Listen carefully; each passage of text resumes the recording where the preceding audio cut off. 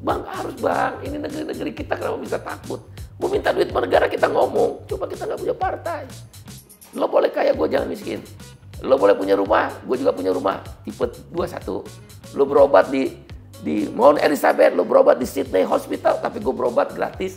Rumah sakit pemerintah, kayak gitu-gitu aja. Lo boleh kaya, tapi negara kemudian memberikan batasan.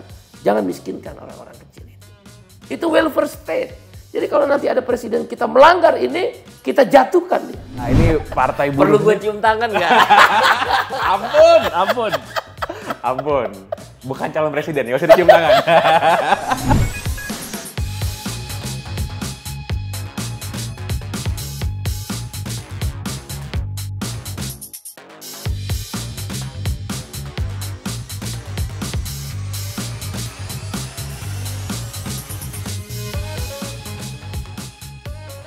Halo semuanya, selamat datang kembali di Asumsi. Saya Pangeran Cihaan. Pada kesempatan kali ini, saya duduk bersama dengan Presiden Partai Buruh, Bung Said Iqbal. Apa kabar, Bung Said Iqbal? Alhamdulillah, baik. Terima kasih atas waktunya. Sama-sama. Ini Partai Buruh. Perlu gue cium tangan nggak? Ampun. Bukan calon presiden, nggak usah dicium tangan. Nah, ini karena Bung Said Iqbal sudah mengawali dengan anekdot cium tangan nih. Kayak kita harus ngomongin yang pertama soal itu. Jadi, beberapa waktu yang lalu Partai Buruh dan Bung Said Iqbal ini mencuri headline di berbagai macam media dan juga media sosial karena Presiden Partai Buruh mencium tangan seorang calon presiden, ya, Pak Ganjar Pranowo. Yeah. Dan semua orang bilang, wah ini Partai Buruh sudah memihak, sudah mendukung Ganjar Pranowo sebagai Presiden Indonesia berikutnya. Betul nggak demikian, Bung Said Iqbal? Betul, itu adalah fakta, bukan hoax ya. Mungkin yang kelihatannya agak menunduk kayak orang mau berselancar, karena kan ada meja, jadi kan saya harus melakukan itu. Yang kedua, cium tangan itu dalam keluarga kami adalah sesuatu yang lazim. Bahkan ibu saya biasa saya panggil Mimi ya, bapak saya Walid, itu mengajarkan dari kecil. Walaupun orang bilang saya ini keturunan Habib lah istilahnya. Kan kalau Habib, wah harus dihormatin katanya. Kami di keluarga enggak. Semua orang tidak boleh memandang status di hadapan Tuhan adalah sama. Jadi karena itu bisa, waktu saya ingat banget SD, saya waktu lebaran salaman dengan tukang bubur yang biasa mangkal di rumah. Mimi saya marah sekali. Enggak boleh. Kamu harus hormatin, bukan karena dia tukang bubur maka kamu nggak menghormati. Mulai saya cium tangan berikutnya. Tukang bubur, Bang. Ya kan tukang bubur. Tahun-tahun berapa lah saya SD ya? Mungkin tahun-tahun 80-an ya, 75, kelas 75, kelas 1, mungkin kelas 5 SD. Dan bahkan kalau dengan Mimi dan Walid saya, kami dibiasakan cium lutut. Bukan feodal. Itu cara kami menghormati dan menghargai bagaimana seorang ibu, seorang ayah berjuang untuk anaknya. Dan hari ini anak saya seorang dokter. Dengan orang yang membantu di keluarga kami menjaga rumah, dia cium tangan. Dokter, biasa aja itu. Nah, ada 3 hal yang memang yang ditanamkan nilai-nilai itu pada tentang adab dan akhlak, bukan feodal. Bedakan dengan feodal. Kalau feodal menjilat, menginginkan sesuatu, ingin jabat, enggak. Pertemuan dengan Pak Ganjar itu bicara tentang diskusi Omnibus Law. Dan respon Pak Ganjar positif, apa yang salah? Faktanya beliau calon presiden, dan survei-survei kuat, teratas. Dan di sisi yang lain, Rakernas Partai Buruh juga memilih salah satunya di antara 4 capres, Pak Ganjar, Pak Said Iqbal, Pak Anies Baswedan, dan Mbak Najwa Shihab. Dia yang terbanyak, beliau yang terbanyak. Kalau kamu kemudian datang berdiskusi, apa yang salah? Nah, tentang cium tangan, Mimi saya mengajar, terutama Mimi saya jadi sedih kalau gitu. Pertama, kamu harus hargai orang yang berilmu. Walaupun dia muda, karena dia yang memberikan ilmu. Ustadz kampung saya menyebut, Ustadz madrasah. Saya kebetulan Islam. Saya belajar ngaji lekar gitu, ngaji bersih, pakai ada semacam tempat Al-Quran. Saya cium tangan, mau pulang, mau pergi, Ustadz kampung. Bukan orang terkenal. Karena berilmunya. Yang kedua, karena orang tua, usianya kita hormat. Makanya kalau saya di depan rumah saya ada masjid besar berhadapan-hadapan dengan rumah, sholat subuh, sholat maghrib, sholat isya, saya cium tangan dengan imam masjid. Bukan karena dia imam besar, enggak. Saya cium tangan. Itu adab, diajarkan tentang kerendahan hati. Dan saya senang. Saya berterima kasih. Makin saya dihujat karena saya cium tangan. Saya berkata pada Tuhan saya, pada Allah. Ya Allah, berarti benar ajaran ini. Pertahankanlah diri ini. Jangan takut hanya karena orang mencemooh. Boleh jadi saya hina di hadapan orang yang tidak suka itu. Tapi engkau derajat di sisi yang lain di hadapanmu mulia. Kan diangkat terus tuh partai buruh. Jadi pemberitaan orang. Iya, dihubungin kemana-mana. Dan orang cari tahu. Dan dalam ilmu komunikasi politik, kalau dia makin dibicarakan orang. Dan kalau orang itu nyerangnya negatif, itu berarti kamu benar. Kalau orang ngomongnya negatif, nggak ada positif, seolah-olah kita tuh manusia paling hina di nasional. Itu kata ilmu komunikasi, itu kamu benar. Bertahanlah di situ dan jangan menyerang balik. Karena orang itu akan cari tahu siapa kamu. Nah, yang terakhir adalah orang yang kita hormati karena fungsi tugas.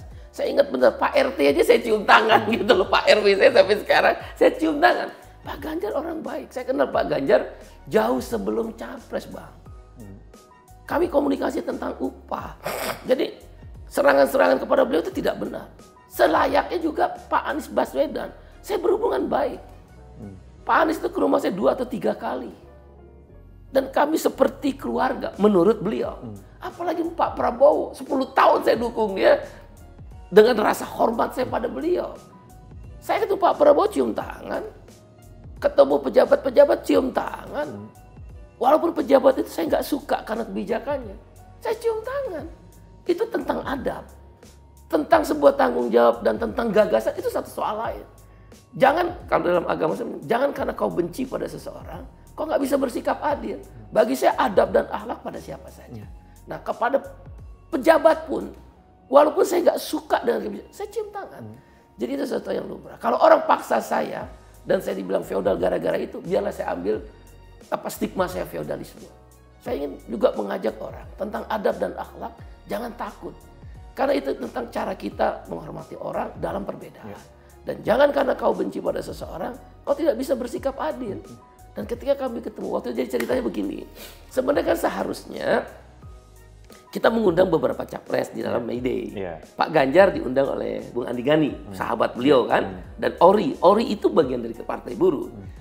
Mbak Najwa Shihab, karena ada salah satu anggota Partai Buruh, si Buya namanya, Buya, komunikasi dengan Mbak Najwa. Dia kan juga, beliau adalah salah satu calon presiden alternatif kita. Yang kita ingin juga beliau melihat minimal menyapa pada buruh pada May Day. Dengan Pak Anies memang miskomunikasi. Pak Anies nggak salah, saya juga tidak berbohong. Waktu itu salah satu wakil presiden Partai Buruh berkomunikasinya dengan pendopo Anies kalau saya nggak salah itu. Saya bilang kalau relawan mah janganlah. Saya dengan Pak Prabowo langsung, Pak Prabowo dengan Pak Ganjar melalui Andi Gani juga langsung. Kita kan partai politik, kalau melalui relawan bukan meremehkan, nggak lazim lah. Langsung saya bilang. Maka ternyata di kemudian hari saya baru tahu wakil presiden saya nggak ngomong ke Pak Anies. Nggak nyampe informasinya. Nggak nyampe. Saya berpikir waktu itu, wah berarti Pak Anies nggak respon. Itu saya bilang ke media. Pak Ganjar karena dipanggil partai, belum udah mau hadir. Mau hadir Pak Ganjar menyapa buruh lah. Tapi karena dipanggil oleh partainya, karena urusan penting kan, ya udah nggak bisa.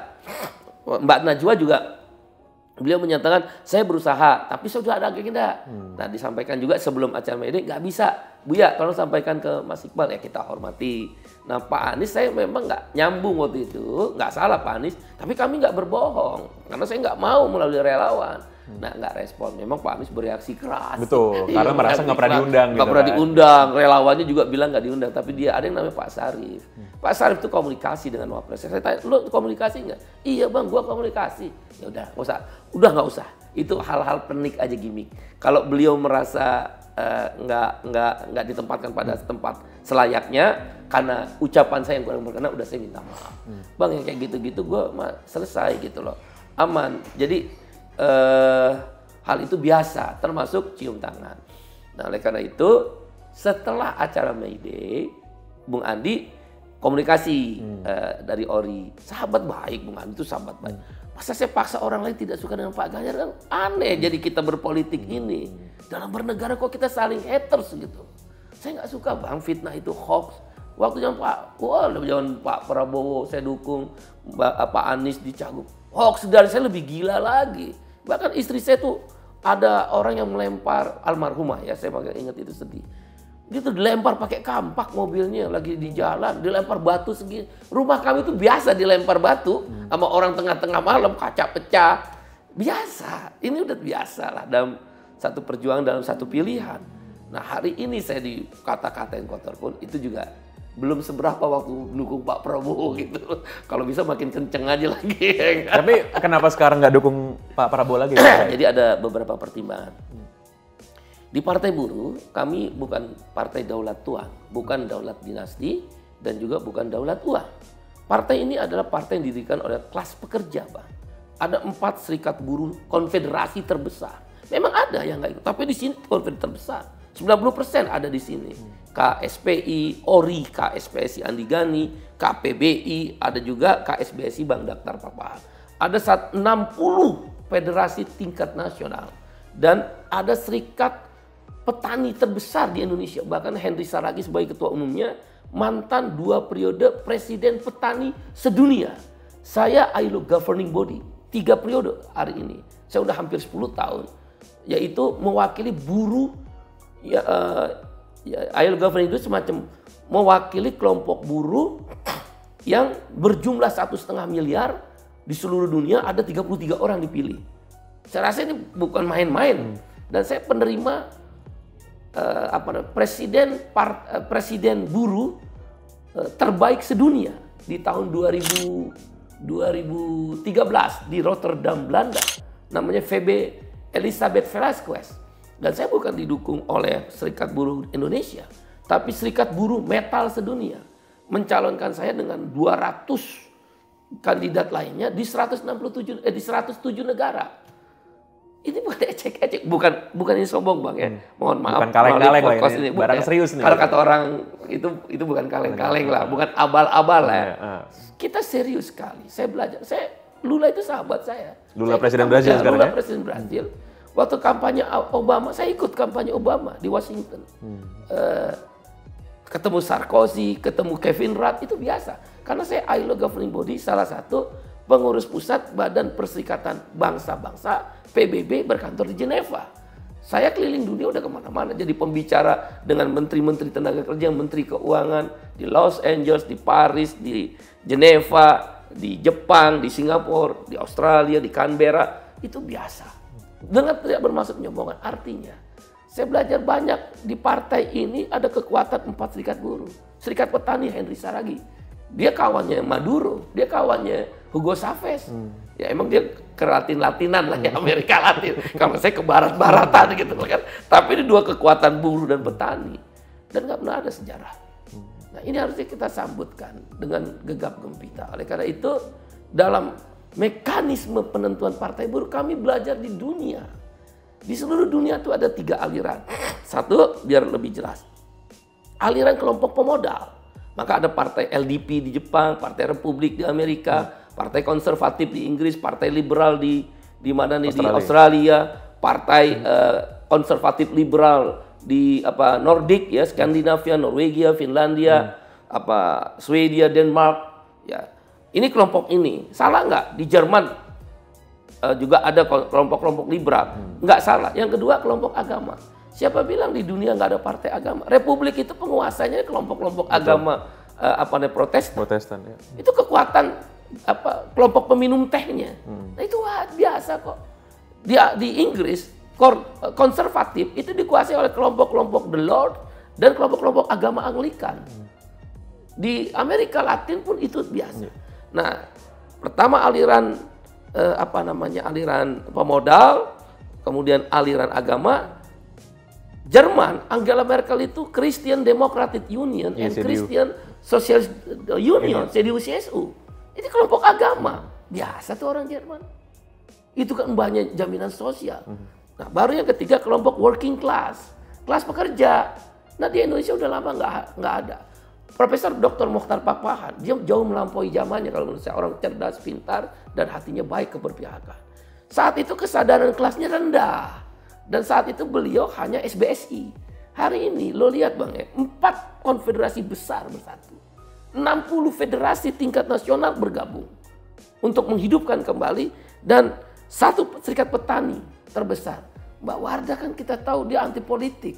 Urban Pur Konsorsium, Mbak Wardah perintahin Guntoro bergabung di sini. Jala PRT, Mbak Lita Anggraini, kelompok buruh migran, kelompok guru dan tenaga honorer, bukan PGRI, EPTHSI, kelompok perempuan, kelompok-kelompok disabilitas. Lo bisa bayang nih partai spektrumnya begitu heterogen, nggak homogen, dan nggak ada daulat Tuhan.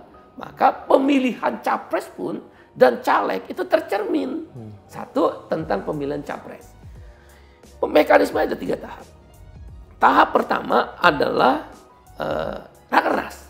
Ini berarti semua struktur partai memilih siapa calon yang udah mereka saring dari daerah masing-masing.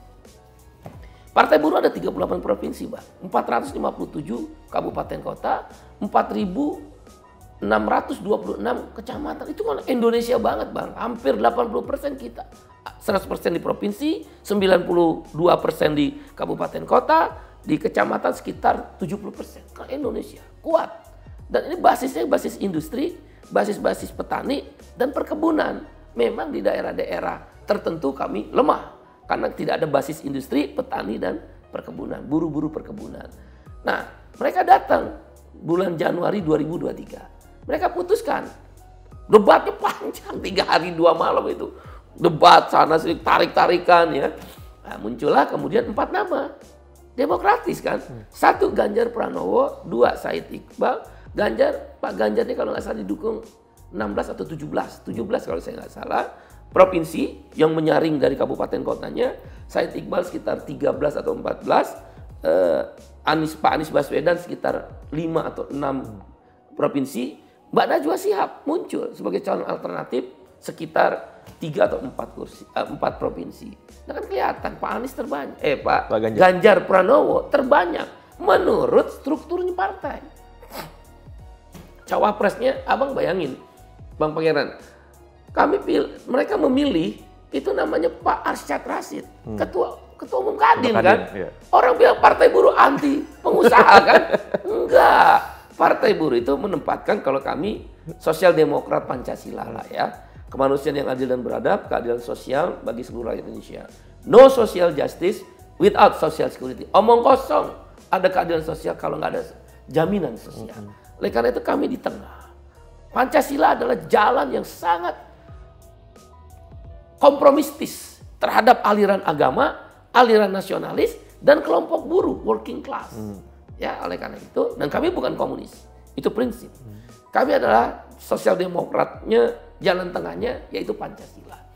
Nah, dari situ kan, kita bisa lihat bahwa partai buruh itu menempatkan dirinya adalah di titik tengah itu. Nah, 38 provinsi, 457 kabupaten kota yang hadir semua sudah memutuskan Pak Ganjar. Tapi tidak selesai di situ. Yang tadi saya bilang termasuk cawapres, saya lupa, Pak Arsyad Rashid. Dia di dalam polemik Omnibus Law setuju direvisi. Mungkin itu yang mendapat respon positif dari struktur. Kemudian beliau juga setuju. PP nomor 36 tentang upah minimum itu nggak adil kata beliau. Di statement-statement di media, itu mungkin direspon. Kan jarang ada seorang pengusaha merespon itu dengan arif. Tapi beliau juga bilang ada keseimbangan. Yang kedua adalah Said Iqbal. Yang ketiga Pak Mahfud MD. Kan ketegasan beliau dalam hukum mencuri hati kawan-kawan struktur. 457 kabupaten kota siapa yang bisa kendalin, Bang? Baru yang terakhir adalah lagi-lagi Mbak Najwa Shihab muncul. Orang senang berbeda dengan Mbak Najwa Shihab. Saya juga bingung di kelompok kelas pekerja. Nah ini nanti 4 capres, 4 cawapres masuk di konvensi. Konvensi calon presiden Partai Buruh sekitar Juni-Juli. Belum tentu Pak Ganjar. Bisa jadi juga Pak Ganjar. Karena di situ nanti ada 3 mekanisme. Satu panel, 10-15 guru besar di seluruh kampus-kampus di seluruh Indonesia. Dan dari berbagai disiplin ilmu kami akan minta tolong. Tapi tidak boleh afiliasi politik. Kan banyak juga guru besar. Nilai di 4 nama ini, capres dan cawapres. Nah, kemudian nanti kita kasih bobotnya berapa? Apakah 30% dari bobot? Kemudian kami ini kan partai kelas, anggota kami itu 10 juta. Nggak usah pakai lembaga survei, tinggal kuesioner melalui WA. Cepet banget itu orang. berjenjang dari pusat, ada provinsi, ada kabupaten kota ada pabrik, atau ada di kebun-kebun. Mana ada orang nggak punya HP. Dan nanti kita survei kuesioner 100.000 sampai 1 juta responden, nggak seperti lembaga survei. Tapi untuk kelas pekerja aja, bukan masyarakat umum. Kan kita mau tahu di kelas pekerja kami ubek-ubek di 10 juta aja bang. Kalau koefisien jam sosial itu 1,4, satu istri atau satu suami dan satu anak itu 1,4. Berarti buruh anggotanya partai buruh ya dari 4 konfederasi, dari 60 federasi, serikat pekerja tingkat nasional, serikat petani dan lain-lain itu 10 juta. Ditambah tadi koefisien 1,4, 24 juta. 24 juta lo ubek-ubek pakai Pareto diagram itu 20%. Pareto diagram itu ilmiah banget. Kalau ada komunitas kemudian diambil sampling acak, itu 20%, dia akan ketarik. Tentang milih atau tidak, itu urusan belakang. 20% dari 24 juta, udah 4,8. Dan tinggal nyari, nah baru terkonfirmasi memang. Itu menjadi 30 kursi. Kita di 16 provinsi aja gerak, di 30 dapil tingkat DPR RI, 16 provinsi dapat 30 kursi, terkonfirmasi 4,47 juta pemilih. Dan terkonfirmasi dari Pareto diagram. Udah bang, insya Allah menang di partai, mudah-mudahan. Nah baru dan lembaga survei kita jadikan mekanisme lain. Baru yang terakhir masih belum juga nih konvensi. Misal mutusin 1 nama atau 2 nama, baru naik lagi ke tingkat namanya rapat presidium. Itu pengambil keputusan di antara 2 kongres. Partai ini makanya nggak bisa partai sendiri, karena ada 11 organisasi inisiator pelanjut yang menjadi penentu di rapat presidium. Bahkan majelis rakyat yang merupakan perwakilan 11 ini bisa melakukan kongres luar biasa. Bisa presiden partai macam-macam kayak model Inggris dan Australia. Kalau Perdana Menteri mereka, Perdana Menterinya macam-macam, presiden partai buruh bisa panggil. Presiden partai buruh, Labour Party-nya di Inggris atau di Australia. Dia akan bilang, kamu tunduk nggak pada kemauan partai? Kalau enggak, kita pecat dari anggota partai. Begitu dia dipecat dari anggota partai, Perdana Menterinya jatuh. Kan dia sistem parlementer. Nah, si presiden partai buruh bisa menentukan itu. Itu kan dahsyat bang. Nggak bisa orang seenak-enaknya kekuasaan. Iya, berarti sebenarnya kalau dalam pengertian seperti itu, Bung Said, sebenarnya term petugas partai itu bukan hal yang buruk dong. Petugas partai. Kalau memang partai merepresentasi kekuatan rakyat dan juga pendapat anggotanya kan? Setiap partai itu punya definisi tersendiri. Mungkin PDIP menganggap itu petugas partai. Salah nggak? Ya salah. Dia yang mau bikin aturan, kenapa kita yang pusing gitu loh. Dan faktanya itu disetujui dan disepakati oleh internal partai. Kalau di partai buruh bukan petugas partai. Saya menyebutnya pelayan. Pelayan rakyat, bukan pelayan partai. Kan saya udah bilang, katakanlah suatu ketika target kami 2034 kalau Tuhan izinkan, kami bisa seperti Lula da Silva, 3 pemilu menang jadi pemenang pemilu, the ruling party sekaligus presiden. 2034 target kami memang Presiden Republik Indonesia. Katakan Presiden Republik Indonesia, karena kita nggak sistem parlementer kan agak susah karena kuat.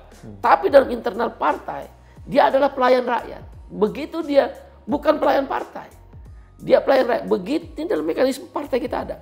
Begitu dia tidak sesuai dengan garis perjuangan partai. Apa itu garis perjuangan partai? Welfare state tujuan, 13 platform pengejawantahan. Welfare state itu negara kesejahteraan. 3 prinsip. 1, kesetaraan kesempatan.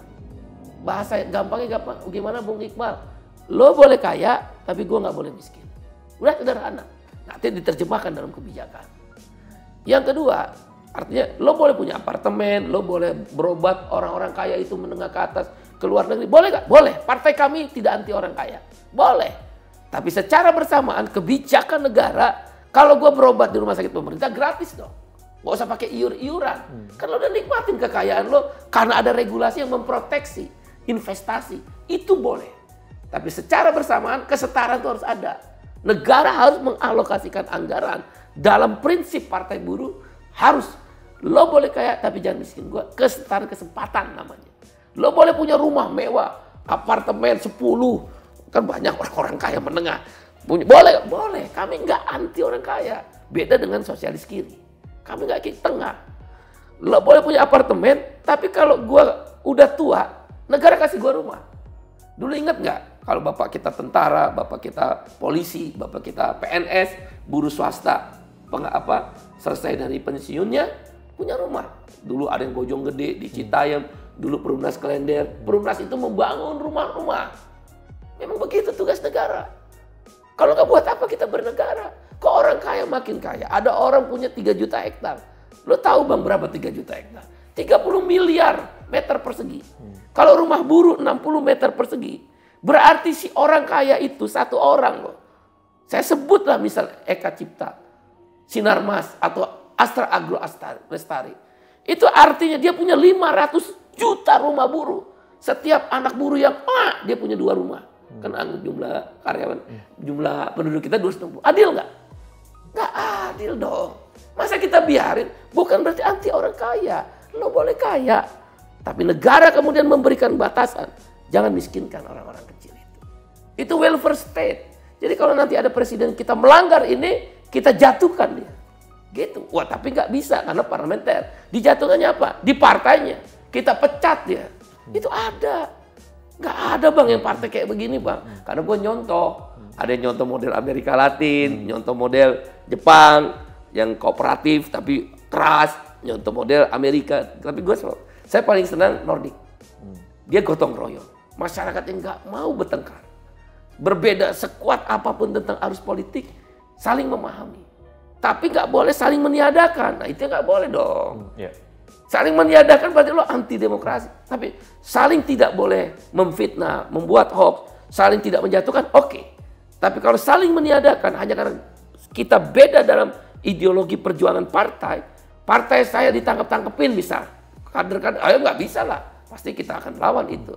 Nah yang kedua, redistribusi kekayaan dan adil dan merata. Kalau nanti presiden kita jadi, presiden, kalau kamu jadi, prinsip negara kesejahteraan Partai Buruh adalah redistribusi kekayaan dan merata. Apa Bung Iqbal? Pro subsidi dan pro jaminan sosial. Nah itu aja dua aja. Bung Said Iqbal, seberapa kan welfare state itu adalah prinsip Partai Buruh kan? Itu yang selalu didengungkan. Seberapa jauh kondisi Indonesia sekarang menuju kepada welfare state menurut Bang Said Iqbal? Kalau lihat founding father, pertarungan di BPU, PKI dan PPKI yang kemudian merumuskan dengan cita-cita Bung Karno dan Hatta, Yamin, Syahrir, Muhammad Natsir, itu adalah tentang welfare state bangsa Indonesia. Saya yakin mereka belajar kan kayak Hatta, Yamin belajar di Belanda dan Eropa. Kan saya juga belajar tentang ilmu-ilmu sosial di Belanda. Maka tadi saya bilang saya dapat penghargaan dari FNV Mondial, satu yayasan terbesar di Belanda, sebagai pemimpin buruh terbesar. Cerminan dari Pancasila, itulah welfare state. Cuma ditambah dengan karena kita, negara kita dari awal dibangun dengan nilai-nilai keagamaan, maka muncullah ketuhanan yang Maha Esa. Dan itu perdebatan tajam kelompok Islam dan kelompok non-Islam. Akhirnya Piagam Jakarta dihapus. Udah cukup, stop. Semua negara Indonesia bukan negara agama, tapi semua agama besar diakui di Indonesia. Anda lihat kemanusiaan yang adil dan beradab. Mana ada negara yang menempatkan setiap warga negara itu harus adil dan beradab. Adil dan beradab nggak kalau orang kelaparan. Itu bukan welfare state, bukan cita-cita founding padahal. Adil nggak? Ketika seorang nenek diberitakan 3 hari berturut-turut mati, tetangganya nggak ada yang tahu, cucunya nangis di sampingnya hanya karena nggak makan. Masih kita jumpai orang tinggal sekeluarga di kandang kambing. Orang bersatu di gubuk reot di pinggir sungai. Yahukimo itu gunungnya emas ada di situ, di Papua. Graceberg, Iceberg, Gutenberg, gunung. Kalau di Johannesburg tuh ke dalam. Di Papua tuh gunung. Di namanya Kabupaten Gunung Mas, di Kalimantan Tengah. Saya itu keliling. Gunung. Tapi mereka masih kelaparan. Saya pergi dari Kalimantan Selatan ke Kalimantan Tengah. Sengaja naik mobil. Kiri kanan rawa. Rumah-rumah reot.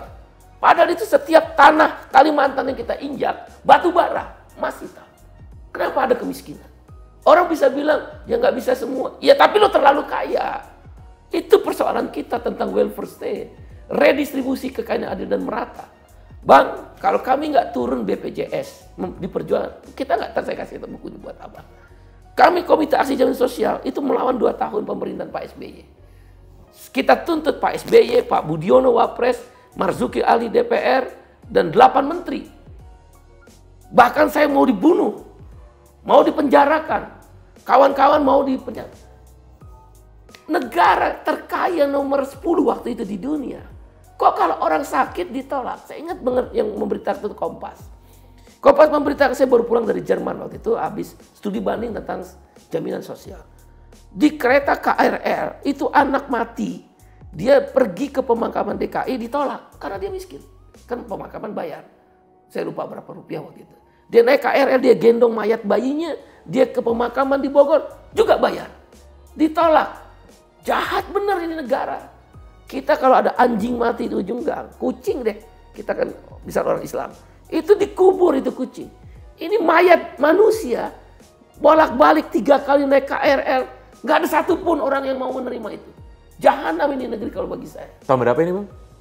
Berapa ya? Pokoknya sekitar 2010-2009. Maka kayak bentuk komite aksi jaminan sosial, saya nggak mau lagi ada istilah orang miskin dilarang sakit. Kita long march dari Surabaya, Jakarta, kita bikin petisi, waktu itu Pak SBY. Memang gerah, waktu itu Pak SBY, tapi alhamdulillah atas kerelaan Pak SBY, atas kerelaan Ibu Megawati, Sistem Jaminan Sosial Nasional, SJSN, dan BPJS, akhirnya mereka nyerah. Mau mengeluarkan undang-undang. Sekarang mana ada orang ditolak di rumah sakit. Tentang masih ada administrasi, itu bukan prinsip. Itu kita perbaiki lagi. Maka oleh karena itu, bagi kami, welfare state adalah tentang redistribusi kekayaan adil merata. Maka perjuangan BPJS itu perjuangan kami. Dibantu oleh Mbak Rike di parlemen waktu itu. Ada Hang Ali, ada Menteri Agung, ada Ibu Asokawati, ada Ciptaning, dan sebagainya. Surya Chandra Surapati, dan sebagainya. Udah ada jaminan, kalau kita mati ada jaminan kematian. Kalau kita kecelakaan kerja ada jaminan kecelakaan kerja. Kalau kita sakit ada jaminan kesehatan. Kalau kita pensiun ada jaminan pensiun. Kalau kita hari tua ada jaminan hari tua. Tapi pensiun dan kesehatan akan kami endorse lagi. Andai kan Tuhan izinkan masuk aja di parlemen, saya endorse lagi. Karena saya paham sistem jaminan sosial. Bagaimana bayar iuran 3%. 1% misal abang buruh bayar 1%, apapun jurnalis sama 1%. Saya sebagai pengusaha bisa bayar 2%. Ya apa yang mau diambil 300.000 uang jaminan pensiunnya nanti 15 tahun lagi, itu kan sama aja ngakal-ngakalin. Saya mau bilang seperti Jepang yang terdekat, 9%, 6% bayar pengusaha, 3% bayar buruh. Kalau pemerintah mau nambah, misalnya katakan 2%, maka kita punya 11%. Bang, itu hidup kita ketika kita pensiun. Maka kita akan mendapatkan seperti PNS dan TNI Polri. 60% dari gaji terakhir. Masa kita nggak mau? Bung Iqbal, lo gila. Biarin gue gila. Lo lihat jaminan kesehatan. Dulu gue dianggap orang gila. Profesor Hasbullah Tabrani sama Mas Tom, Mas Loto. Lo gila katanya. Mana mungkin, kami udah 5 tahun. Bang, Prof, Mas Tom, kasih saya 1 tahun. Tapi akhirnya 2 tahun. Saya rubah itu undang BPJS. Caranya, gue demo. Pusing-pusing amat. Kenapa harus demo? Konstitusional, peka dan tuli udah telinga dan matanya, buta. Kadang-kadang kita harus gituin, Bang. Kita lawan dengan aksi-aksi. Kita bahkan tuh saya ingat benar, pengesahan 28 Oktober itu, saya ingat banget. Jam 00.01 belum disahkan di DPR. Saya perintahkan, robohkan pagar DPR. Karena kalau nggak saat itu kita disahkan DPR, itu nunggu 5-10 tahun lagi. Wah, gelap. Sampai kapan nih rakyat ditolak nih miskin? Ya buka baju, hujan deras. Polisi udah minggir, karena kan hujan. Kita dorong-dorong pagar. Wah, ke depan tuh saya ingat banget Mbak Rike. Udah menang, udah. Itu perjuangan yang nggak gampang. Nah sekarang ada partai. Kita endorse lagi welfare state itu. Maka kita ingin yang 5. Jaminan makanan, jaminan perumahan, jaminan air bersih, jaminan pendidikan, jaminan pengangguran. Apa itu jaminan makanan? Jangan terjadi lagi seperti dia, Hukimo busung lapar. Gak usah busung lapar. Pak Anies kan marah sama saya. Saya tuh bener Pak Anies. Marah kan, saya datangnya ke Dan Mogot. Ada stunting. Ya media kan ngejar pas Mei-Day itu. Pak Anies telepon kan. Kalau mau mempermalukan saya jangan begitu Bang Iqbal. Kita kan lupa. Harusnya Bapak berterima kasih pada saya. Saya jelaskan kondisi rakyat Bapak. Datang dong ke sini. Pakai air got dia cuci beras, cuci kakus pakai di situ. Aduh Pak, kalau Bapak orang Islam neraka itu saya gituin aja. Nah akhirnya jaminan makanan itu dari situ kita berpikir harus ada di Peru dan Brazil. Saya belajar di situ. Bagaimana caranya? Ya setiap orang miskin dan dan mendekati miskin. Poor and near poor.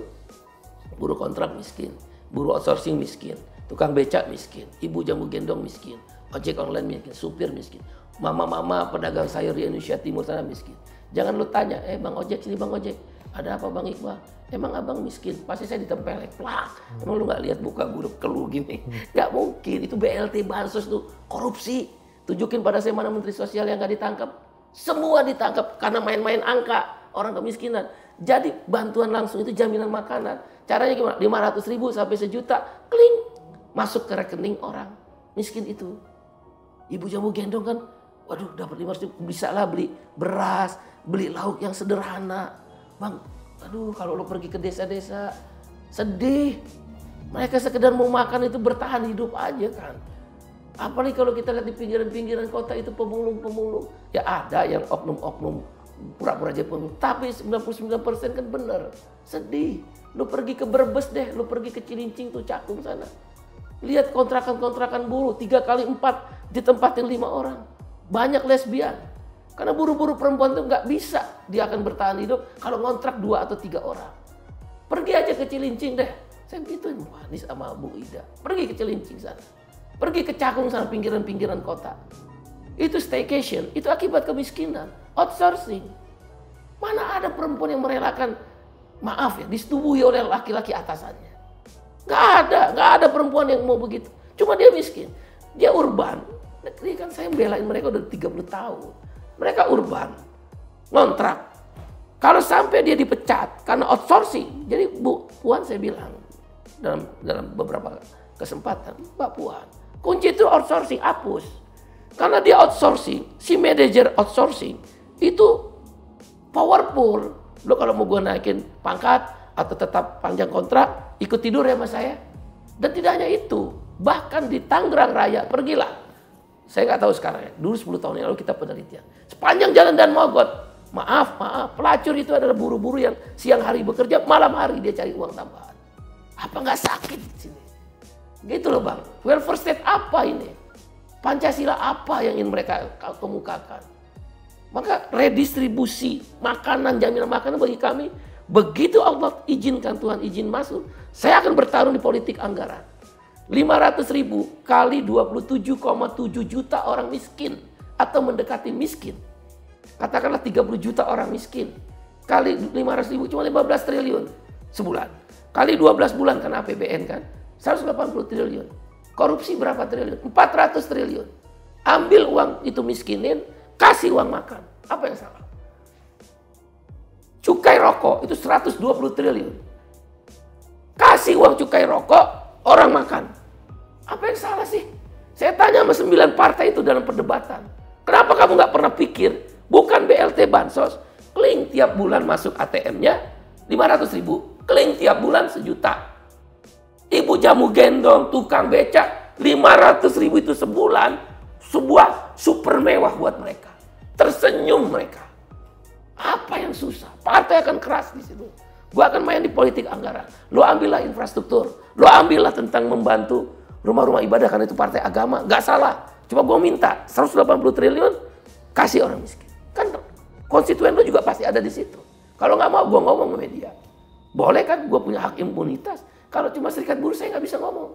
Itu yang melahirkan kenapa welfare state versi partai buruh kita ingin wujudkan. 180 triliun kecil Bang. Pak, sekarang sekitar berapa? Hampir 3 triliun lah ya APBN. Tambah APBD berapa? Dan kalau kita lihat rencana Pak Jokowi 2025 4.000 triliun. 180 itu kecil Bang. Nggak bangkrut di negara kasih orang miskin makan. Tapi langsung ke ATM. Cash money transfer. Bukan BLT. Jenjang sana, jenjang sini. 2 juta turun ketua RT. Keluarganya lah. Teman dekatnya lah. Tapi kalau lu kasih uang money itu dia Brazil dan Peru. Itu Brazil dan Peru. Brazil negara kaya. Peru negara seempritnya Indonesia. Indonesia nomor 7 terkaya di dunia. Saya kan ILO governing body. Saya bukan ecek-ecek lah, bukan kaleng-kaleng. Saya ngerti tentang makroekonomi dunia dan makroekonomi Indonesia, tapi tidak pintar. Ngerti saja, ngerti saja. Saya bersanding dengan menteri-menteri kok. Untuk itu berdebat. Baru jaminan perumahan. Anda ingat nggak tadi saya bilang? Begitu kita pensiun TNI, Polri, para prajuritnya ya, PNS, buruh swasta, punya rumah. Itu anak-anak bawahan saya waktu bekerja di pabrik ya. Saya masih terakhir di pabrik 5 tahun yang lalu. Tapi masih memegang situasi pabrik. Itu saya ingat benar. Semua punya rumah. Hari ini coba lo cek bang, yang kerja. Jurnalis aja juga pasti belum punya rumah. Ntar 10 tahun lagi baru punya rumah. Itu pun kalau punya jabatan. Tapi kalau lo cuma operator aja di pabrik, gak punya rumah bang. Jahat benar ini negara. Yang tadi saya bilang 3 juta hektar dia punya 1 orang. Itu bagi kami jaminan perumahan. Jaminan air bersih. Di Indonesia Timur tuh orang nyari air bersih lebih mahal daripada bensin. Negara macam apa negara maritim seperti ini? Kemudian jaminan pendidikan. 20% kan tinggi bang. Kalau 3.000 triliun itu 600 triliun. Nolnya aja kita nggak tahu berapa tuh 600 triliun. Banyak bang. Kita sekolahin di Sorbonne anak-anak buruh, petani, anak orang miskin. Yang anak orang kaya tetap sama. Nggak ada yang beda. Kan kesetaraan kesempatan prinsip pertamanya. Nggak boleh. Tapi orang yang tidak mampu kasih dong. Bang, kalau gua kan sering keluar negeri. Kalau orang kaya itu sekolah di sana, mungkin lo juga kan mungkin sekolah di sana di luar negeri. Ngedugem aja kerjaannya. Gue tahu kalau ngedugem aja kerjaannya. Tapi kalau anak-anak petani, anak buruh, dia akan hemat. Dia ingat menangis ibunya di sana, Biana hidupnya. Kan saya juga di luar negeri lama bang. Gue di beberapa negara kan berbulan-bulan. Jadi gue tahu bagaimana kalau kita nyimpen uang itu. Kalau anak orang kaya kan, maaf pak, kurang. Ya transfer, itu uang korupsi. Gampang aja, tapi saya nggak menuduh orang kaya. Saya tidak tendensius ya, tapi saya kan faktanya. Kalau dari 10, 8, 2 yang baik, 8 yang buruk, itu bukan oknum lagi ya. Tapi kalau lo lihat di Sorbonne di Prancis, gue ke Paris, gue lihat anak petani. Ya bang, saya kan ingat ibu saya. Bapak saya susah, ngapain saya macem-macem. Udah belajar aja. Ngirimin uang, padahal dia lagi sekolah. Dia irit-irit, dia hanya makan mie atau saya keliling lah, seluruh dunia udah saya kelilingin. Kecuali benua Antartika, karena di sana cuma beruang kutub. Nggak bisa gue ketemu sama orang di sana diskusi. Jadi saya punya forum bercanda. Baru yang terakhir adalah unemployment insurance. Kita ini bayar pajak. Lo lihat kan, Anda lihatlah. Bagaimana itu semacam model Rafael, yang sebelumnya Aposan Tambulan siapa? Gayus. Kan sakit hati. Saya tetap minta pada kawan-kawan buruh bayar pajak. Karena dari situlah negara. 79% APBN itu dari pajak. Sekali kita melakukan boikot pajak, bisa aja kita serukan itu walaupun ada resiko. Pada saat itu negara runtuh. Gak boleh. Membayar pajak adalah tentang rasa cinta kita pada negara. Udah, itu gak bisa ditawar. Siapapun kamu dan apapun, berapapun penghasilan kamu dan apapun status kamu. Tapi kan sakit. Tiba-tiba orang merampok itu kayak model Rafael dan Gayus Tambunan. Dan main motor gede, nggak salah main motor gede, tapi lo merasa lah. Lo tiba bang, di Amerika itu yang ditakutin bukan polisi, bukan tentara. Petugas pajak kan. Wah orang kalau petugas datang, berwibawa bener. Takut orang kaya sekeras Donald Trump jatuh gara-gara pajak. Al Capone, ingat nggak? Kalau kita lihat Al Capone, bukan karena dia kuat banget mafia, dia jatuh gara-gara pajak sama si Sam Nels, si polisi baiknya itu. Bang, orang takut di sini, saya enak. Aduh, andai kan gua ada partai, gua panggil tuh menteri minta dipecat, dirjen pajak kan kita minta dipecat, tanggung jawab dong, runtuh lah. Dan belum lagi kita sakit dengan tax amnesty. Mana bukti tax amnesty? Ada uang 11.000 triliun masuk, nothing. Yang ada semua uang-uang underground, kan saya ngerti ekonomi. Sekarang jadi halal. Uang dari korupsi, tahun BLBI, halal sekarang. Karena dia udah masuk tax amnesty programnya. Yang di Cayman Island, yang di mana itu negara-negara tax haven itu, halal semua sekarang. Bayar sedikit, tapi uang diakui. Nggak jelas dong kayak begini, nggak keadilan. Maka ketika kita bekerja bayar pajak. Tapi ketika kita kehilangan pekerjaan, negara bayar kita dong. Unemployment insurance. Bisa nggak itu? Ya bisa lah. Apa yang nggak bisa? Kitanya aja dikelola oleh orang-orang yang bukan tidak pintar, bukan tidak mengerti, tapi orang-orang yang greedy, kerakusan. Tamak. Bang Said Iqbal, dari semua nama capres yang sekarang sudah mengemuka, siapa yang menurut Partai Buruh yang paling berpeluang untuk mewujudkan welfare state yang tadi dibilang oleh Bung Said Iqbal? Kalau kami berharap alternatif, Mbak Najwa dan Said Iqbal. Tapi kan nggak mungkin kan? Kita ikut konstitusi, yaitu presidensial threshold 20%. Oleh karena itu, agar kami nggak main-main, 3 yang kami judicial review. 1, Undang-Undang Cipta Kerja. Karena ini memang Partai Buruh dihidupkan kembali karena persoalan ini. Ketika kami misal mendukung Pak Ganjar sebagai nomor urut 1 di Rakernas, tapi harus melalui mekanisme konvensi dan rapat presidium. Kami mengatakan, setuju nggak dengan Omnibus Law dicabut? Kalau enggak, ya nggak pilih. Nggak ada yang susah di partai, Bang. Nggak ada yang milikin partai ini. Saya mau coba ngelawan arus. Yang ada saya di Kongres luar biasa. Ini partai, udahlah, kasih kesempatan kalau Allah izinin. Perlu pembuktian kan, tapi kan bisa dilihat track record. Siapa orang-orang yang duduk di situ? Yang kedua, mau nggak adalah judicial review parliamentary threshold 4%. Ini demokrasi terpimpin, Bang. Lo mau bikin lagi kembali ke orde lama? Ini semua darah mahasiswa, darah buruh, darah aktivis-aktivis, darah orang-orang cerdik pandai. Masa mau disia-siain dengan reformasi? Reformasi kita udah terbajak. Itu contohnya parliamentary threshold. Simulasi Partai Buruh, kami dapat 30 kursi. Di 16 provinsi, nggak usah 38. 16 provinsi, saya ada nanti saya tunjukkan. 16 provinsi di 29 dapil aja dari 84 dapil. Tadi ketemunya 4.457.000 suara. 4% parliamentary threshold itu 6 juta. Masa 30 kursi kita hilang? 30 kursi kan 2 kali kursi P3 sekarang. Demokrasi apa yang kita mau cari? Ini harus dilawan. Ini karena demokrasi terpimpin. Pokoknya 9 partai itu aja, oligarki itu. Misal kata lembaga survei, katanya PAN dan P3 ya, kalau kata lembaga survei. Itu akan dilindungin. Dia akan dilindungin. Tetap 9. Kalau Partai Buruh gitu kita lawan. Dudukin aja KPU seluruh Indonesia. 10 hari 10 malam. Pusing-pusing amat. Cara itu kadang-kadang membuat di Amerika Latin, bahkan di Eropa. Lo lihat di Perancis. Waktu demo kan gue datang, waktu saya lagi sidang ILO. Saya datang ke Paris. Saya tanya, ini berantakan negaranya. Daripada nanti masa depan kami tidak pasti, hanya masa jaminan pensiun. Cuma umur. Mereka melakukan perlawanan. Dan sah kok. Sepanjang tidak merusak, menghina orang, menjaga ketertiban. Kalau macet, ya tolong sampein lah sama kelas menengah. Setiap hari juga macet.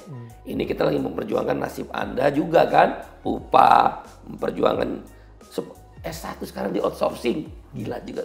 Upahnya upah minimum. Buat apa kita sekolah tinggi-tinggi? Aduh jahat bener saya bilang. Ngeri deh Bang masa depannya. Nah dari 3 ini maka kita 3 capres yang lain. Yang ketiga dulu. Presidensial threshold 20% kita mau jian. Mudah-mudahan ikhtiar ini Tuhan izinkan. Selebihnya biarlah Tuhan yang memutuskan. Kita ikhtiar, biar Tuhan yang memutuskan. Nah, kalaupun tidak bisa, hanya bisa parliamentary threshold aja atau Undang Cipta Kerja menang, presidensial threshold tidak bisa, maka pertanyaan Abang, mau tidak mau kan pilih aja 3. Nggak mungkin partai politik nggak milih calon presiden. Betul. Maka kita cari dalilnya, sikap prinsip Partai Buruh. 1, andai kan cuma 3 pilihan itu, karena presidensial threshold 20% kita gagal, andaikan. Maka prinsip pertama, Partai Buruh haram hukumnya berkoalisi dengan partai politik yang pro Omnibus Law. Orang bertanya mas, kalau gitu Anda koalisi dengan pribadi capres. Lo bentuknya apa? Kontrak politik. 2014, 2019 itu yang kami lakukan dengan Pak Prabowo. Cuma waktu itu bukan partai. Kita dukung Pak Prabowo dengan istilah kita 10 tuntutan buruh dan rakyat, 10 tura, kontrak politik, tanda tangan. Apakah kami berkoalisi sama Gerindra? No, tidak. Kami tidak berkoalisi dengan, dan kami bukan underbow Gerindra. Nah, waktu kita dukung Pak Anies, sama. Cagup DKI waktu itu, calon gubernur DKI. KSPI. Kami nggak berkoalisi dengan partai politiknya, dengan Pak Anies. Maka ada kontrak politik. Apa yang harus Pak Anies kerjakan dengan janji-janjinya. Ada sebagian terlaksana, ada yang belum terlaksana. Dan ada yang tidak bahkan, karena takut. Dengan demikian, prinsip pertama ini nanti kita akan koalisi dengan capresnya. Dengan tokoh, bukan dengan partai. Orangnya.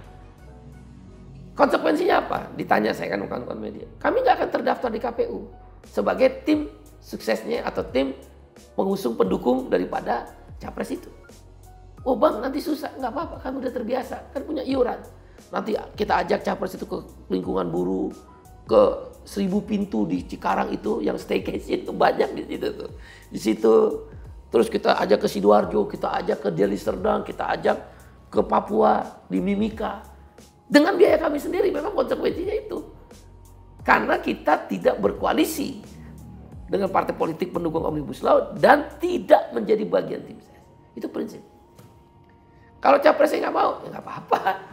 Yang penting udah ikhtiar gitu kan. Tapi masa 10 juta minimal anggota kami dengan keluarga 24 juta dia nggak mau. Memang kami belum sekuat NU dan Muhammadiyah. Tapi setidak-tidaknya mendekati itu. Dan kami kan isunya jelas, mana ada partai berjuang upah bang? Nggak ada, menang nih partai bang. Konkret langsung gitu ya? Konkret, mana ada partai yang berjuang, kalau lo pilih partai lain, ada nggak yang datang ke lo membahas outsourcing? Nggak ada bang, partai buruh dengan serikat buruhnya kan lo udah mendapatkan perjuangan outsourcing. Betul bang, setiap tahun naik gaji, betul. Masa lo pilih partai lain? Itu akal sehat kami.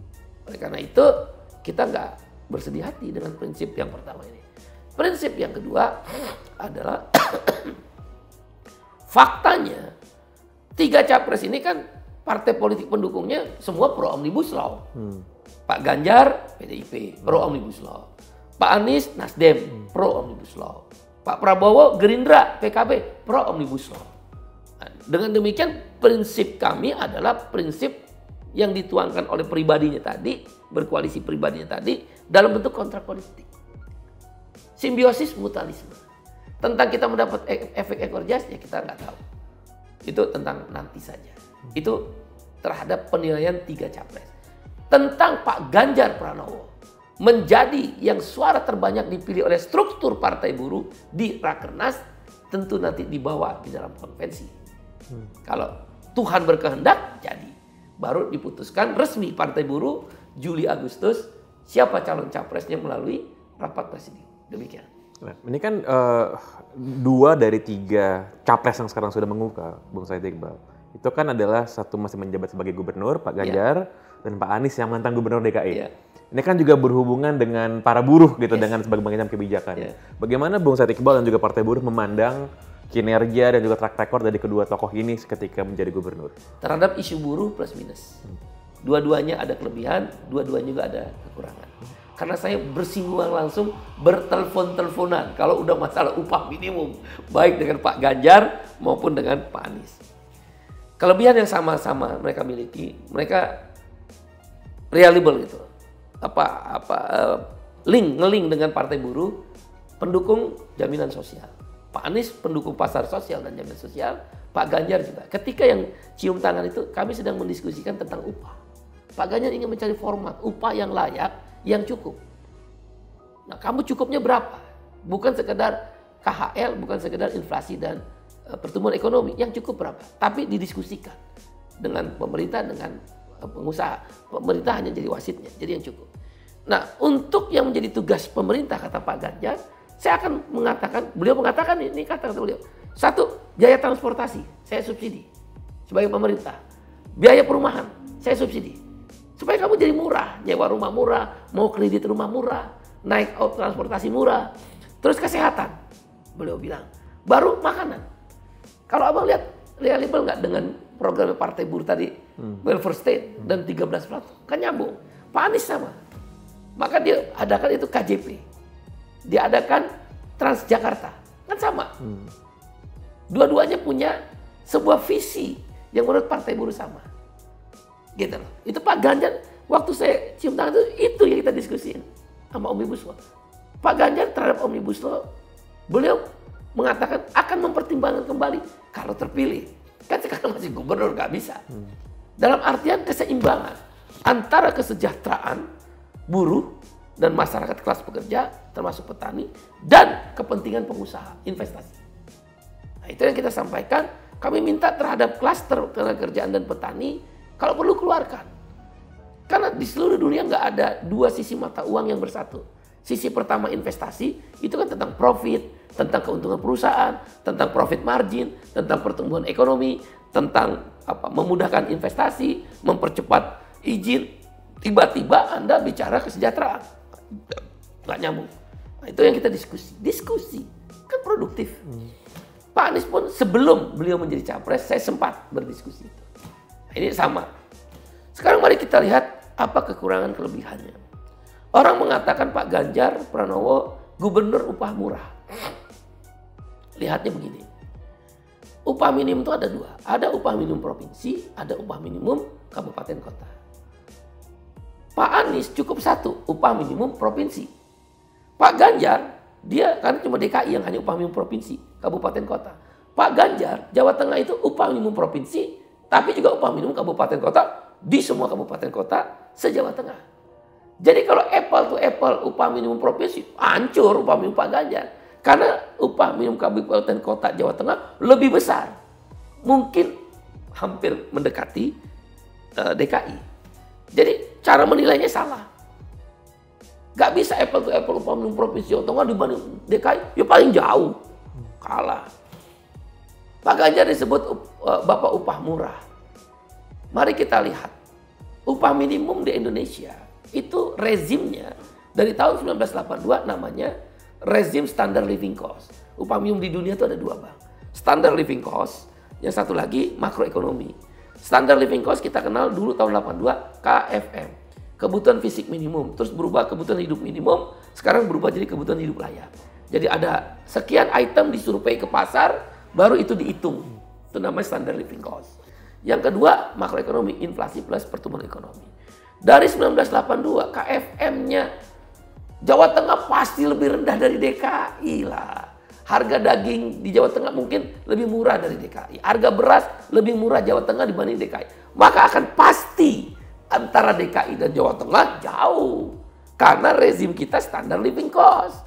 Bukan salah Pak Ganjar. Dia mau naikin berapapun, ya nggak mungkin. Karena kebutuhan hidupnya adalah berbeda. Orang kemudian menanya ke saya, Pak Anies juga Bung Iqbal, itu kok melanggar aturan? Nggak sesuai, maksudnya nggak sesuai dengan kaidah upah minimum, bukan aturan undang-undang ya. Apa?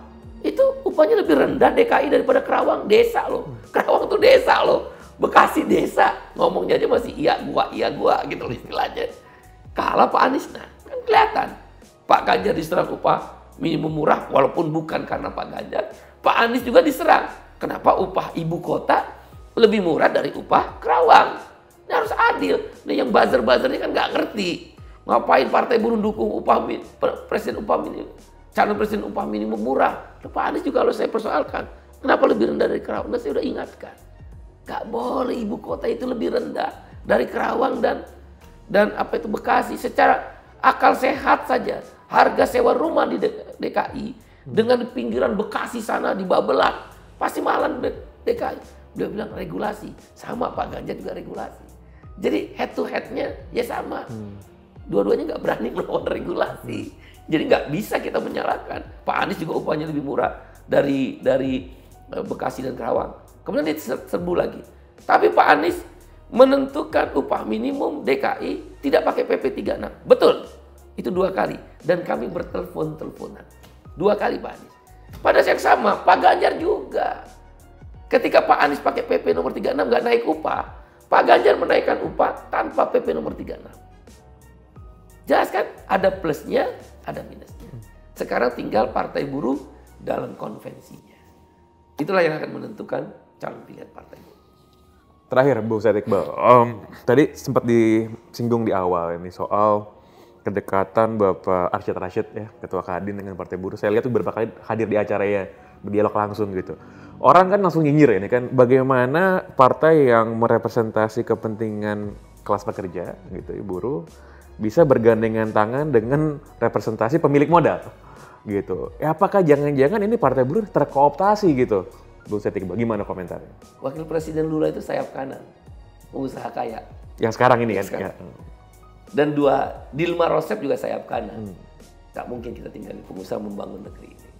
Tinggal kita cari pengusaha yang setuju nggak dengan welfare state versinya Partai Buruh atau di Brazil itu Partidos dos Trabalhadores. Dunia makin berkembang. Kita nggak boleh katak dalam tempurung dan nggak bermusuhan dengan pengusaha. Tapi cara berpikir dia,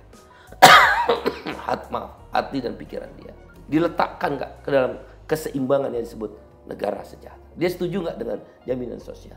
Nah, dalam banyak kesempatan Pak Arsyad Rashid itu setuju. Bahasa dia ini gaya Jerman. Kalau bahasa beliau ya, gaya Jerman aja lah kita bayar.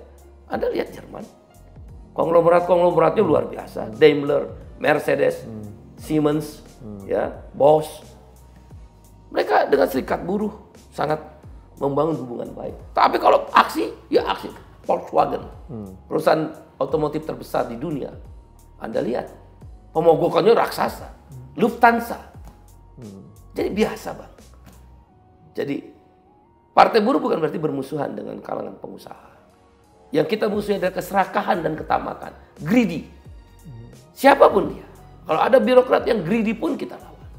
Karena prinsip tadi, kesetaraan kesempatan, redistribusi kekayaan yang adil dan merata, dan tanggung jawab publik, itu nggak bisa diganggu-gugat. Dari 13 platform partai buruh, nomor 1 adalah lapangan pekerjaan. Tapi kami bertumpu pada pasar sosial. Apa itu pasar sosial? Selain pasar barang, pasar uang, ada pasar sosial dan pasar tenaga kerja. Kami nggak setuju pasar tenaga kerja yang fleksibel, labor market, outsourcing, precarious work. Kontrak boleh, tapi ada jeda, ada batas. Tapi kalau outsourcing semua, kita tolak. Itu namanya pasar sosial, pasar tenaga kerja. Pasar sosial, Anda bayangkan, Bang, kalau pensiun itu 11% dari upah, 20 tahun lagi 3.000 triliun hitungannya Litbang Partai Buruh. Setara APBN. Nggak perlu kita menghamba ke IMF, nggak boleh kita menghamba ke Bank Dunia. Nggak perlu apa yang dilakukan Ibu Sri Mulyani yang sudah tembus hutang 7.000. Betul, 7.000 triliun itu produktif. Ada yang dikorupsi nggak? Udah kelihatan. Maka kita harus berbasis pasar sosial. Apa itu pasar sosial? Pasar jaminan sosial. Jaminan pensiun. Kita nabung. Kan 30 tahun lagi ngambil. Selama 30 tahun itu kita pakai uangnya. 3.000 triliun loh, sama dengan APBN. Itu yang dilakukan oleh Jerman. Apa korporasi terbesar di Jepang? Kantor pos. Kantor pos itu ngelola jaminan pensiun. Kalah itu Toyota, Panasonic, kalah sama kantor pos. Apa korporasi terbesar di Skandinavia? Nordik, Finlandia, Norwegia, Swedia, Denmark, Islandia, apa? Koperasi. Kan dia menganut sistem jaminan sosial. Partai buruh penganut jaminan sosial. Mungkin ya, kita akan oposisi dengan Golkar. Ya, karena Golkar itu kelas pengusaha. Ini oposisi gagasan ya. Bang, harus bang, ini negeri-negeri kita kenapa bisa takut? Mau minta duit negara kita ngomong, coba kita nggak punya partai. Lo boleh kaya, gue jangan miskin. Lo boleh punya rumah, gue juga punya rumah. Tipe 21. Lo berobat di Mount Elizabeth, lo berobat di Sydney Hospital, tapi gue berobat gratis rumah sakit pemerintah. Kayak gitu-gitu aja. Lo boleh makan enak, sekali makan di Grand Hyatt $30, itu 300.000. Gue cukup makan dikasih 500.000, orang bisa. Sederhana. Jadi kita hanya ingin itu aja. Keseimbangan dalam welfare state itu menjadi tujuan utama kita. Bung Said Iqbal, terima kasih atas waktunya dan juga pemaparannya ya. Saya rasa ini menjelaskan soal posisi Partai Buruh yang walaupun mungkin sudah beberapa kali ikut pemilu di pemilu sebelumnya, apakah itu Partai Buruh yang sekarang adalah kontinuasi dari yang sebelumnya? Yes, Partai Buruh ini didirikan oleh Profesor Dr. Mokhtar Papahan. Sayangnya, yang tadi saya bilang, kesadaran kelasnya belum ada. Jadi empowernya itu belum ada, kesadaran kelasnya belum ada, working classnya belum terbangun, dan hanya satu serikat buruh, SBSI, dan pada masa itu iuran serikat buruh nggak kuat. Hari ini anomalinya muncul. Kita hanya mau ngembaliin pendulum udah terlalu ke kanan. Undang-undang tenaga listrik, undang-undang minerba, undang-undang jaminan sosial, undang-undang cipta kerja, undang-undang KPK, terlalu ke kanan. Kita mau taruh tengah, jangan terlalu ke kiri juga. Karena sifat negara kita adalah tengah. Pancasila. Nah, oleh karena itu Partai Buruh sekarang yang tadi saya bilang ada 4 konfederasi besar terbesar di Indonesia, 60 federasi serikat pekerja tingkat nasional, ada petani, ada nelayan, ada buruh migran, ada PRT, ada aktivis perempuan, HAM dan lingkungan hidup. Mudah-mudahan itu akan membedakan dan kita kuat di iuran walaupun terbata-bata. Tapi kuat walaupun terbata-bata. Kira-kira demikian yang membedakan kita. Dan yang empat lagi. Kita satu captive market, udah ubek-ubek aja di buruh. Yang 24 juta itu anggota dan keluarga. Ubek-ubek situ. Pakai Pareto diagram. Yang kedua, segmented issue. Nggak ada partai yang berjuang upah. Nggak ada partai yang berjuang tentang ketika kamu di PHK. Siapa yang belain kamu? Nggak ada partai ketika kamu nggak dapat pesangon. Pasti ada di partai yang belain kamu. Nggak ada partai yang nanti tanahnya dirampas oleh rakyat. Kami punya land reform, reforma agraria dan kedaulatan pangan, anti impor. Nggak ada yang melindungi petani saat panen raya. Ada manfaat importir. Dan yang ketiga adalah iuran. Yang keempat, daily working party. Sebelum pemilu kita kerja, saat pemilu kita kerja, habis pemilu kita kerja. Kan belain orang PHK, belain pesangon, belain tanah yang dirampas, belain perempuan yang staycation, belain perempuan yang KDRT. Daily working party. Demikian. Yang terbaik, Bung Said Iqbal untuk Partai Buruh pada saat pemilu 2024. Terima kasih. Mohon doanya Bang Pangeran. Siap.